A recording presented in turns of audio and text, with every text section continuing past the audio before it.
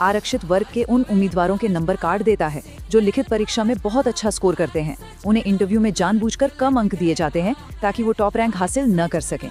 वाकई में ये एक बहुत ही गंभीर आरोप है। अच्छा, तो ये तो हुए आरोप। अब जरा आरोपों से हटकर तथ्यों पर आते हैं, क्योंकि जो लोग ये भेदभाव का दावा कर रहे हैं वो हवा में बातें नहीं कर रहे हैं, वो कुछ चौंकाने वाले आंकड़े सामने रखते हैं। तो चलिए अब इन नंबरों पर ही एक नजर डालते हैं।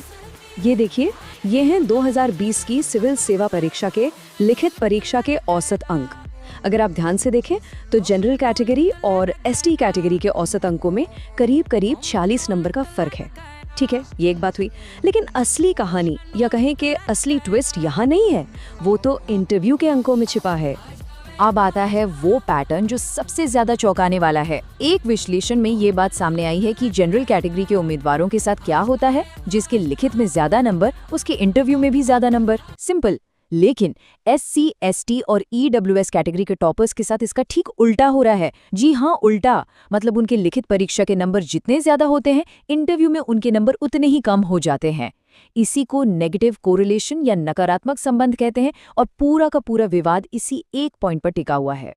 तो सवाल उठता है कि इसका असल दुनिया में असर क्या होता है। चलिए ये नंबर देखते हैं। सरकार में सबसे ऊंचा पद कौन सा होता है? सेक्रेटरी का, यानी सचिव का। और उस लेवल पर SC, ST और OBC अधिकारियों का कुल प्रतिशत जानते हैं कितना है?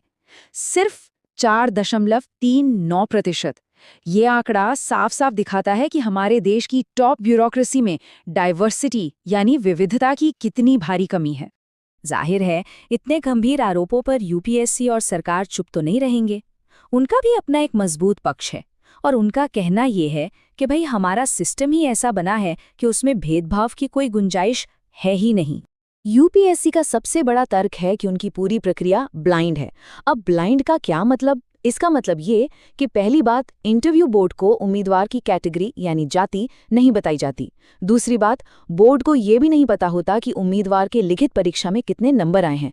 और सबसे बड़ी बात, कौन सा उम्मीदवार किस बोर्ड के पास इंटरव्यू देने जाएगा, ये भी कोई इंसान तय नहीं करता, बल्कि एक कंप्यूटर इंटरव्यू से ठीक पहले रैंडम तरीके से तय करता है।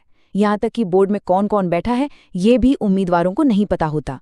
तो उनका तर्क बहुत सीधा और सिंपल है। भाई, जब इंटरव्यू लेने वाले को ये पता ही नहीं है कि सामने बैठा उम्मीदवार किस कैटेगरी का है, तो वो भेदभाव करेगा कैसे? सुनने में तो ये दलील काफी तार्किक लगती है ना? लेकिन कहानी यहीं खत्म नहीं होती। जो आलोचक हैं वो UPSC के इस ब्लाइंड सिस्टम वाले दावे को सिरे से खारिज कर देते हैं। उनका साफ कहना है कि सच्चाई इससे कई ज्यादा जटिल है। 2000